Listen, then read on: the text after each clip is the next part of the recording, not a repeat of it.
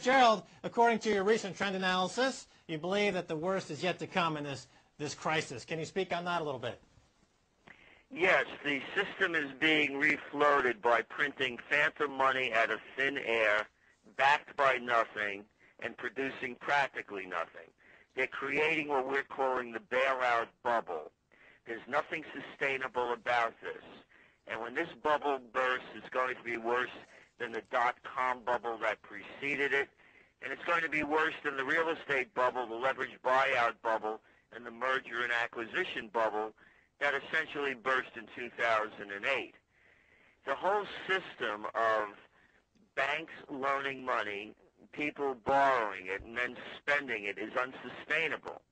For example, in the States, 72% of our GDP is consumer-based.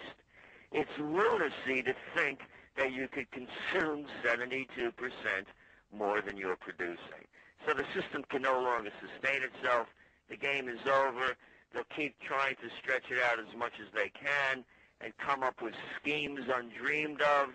But in the end, we're seeing a major collapse to what we're calling the Greatest Depression.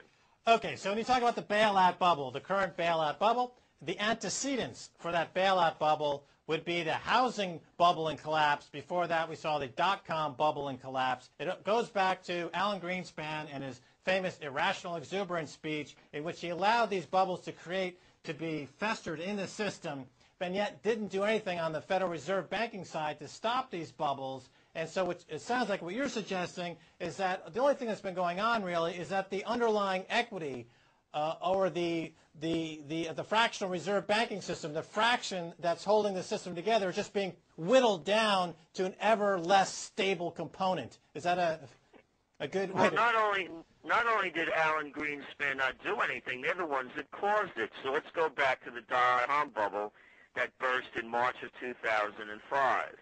Rather than letting the $5 trillion be lost from Wall Street, they lowered interest rates to 46-year lows and began the real estate leveraged buyout merger and acquisition bubble by flooding the marketplace with cheap money. So they're the ones that are creating it. Now they're doing it again by having interest rates basically now down to zero.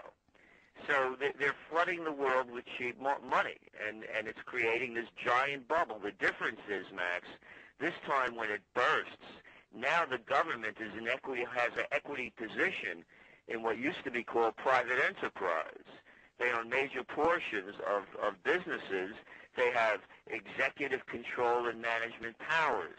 So now when this system collapses, it's very different from when anything else happened before.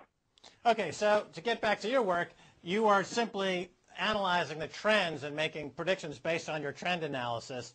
And so going forward, the economy it sounds like an economy that's not based on incentives in the U.S. at all. It's just based on, I guess you could call it crony capitalism, which is those who have access to credit are going to be able to get ahead, and the days of the American meritocracy are over. Yeah, we've gone from the entrepreneurial empire to now what Mussolini called the merger of corporate and state powers, fascism. And that's what we're in the early stages of. You have to call a spade a spade. This is unprecedented in American history. You know, I'm no kid. I've been around for 62 years. I'm a student of history. This has never happened before, where the government has bailed out auto companies, brokerages, banks, auto part makers, insurance companies, recreational vehicle manufacturers, boat manufacturers. You could go down the line. And what they're doing in a lot of these things are taking equity positions in it, always with the thing that, oh, someday we'll unwind our positions out of this, and the American people will make all this money from our wise investments.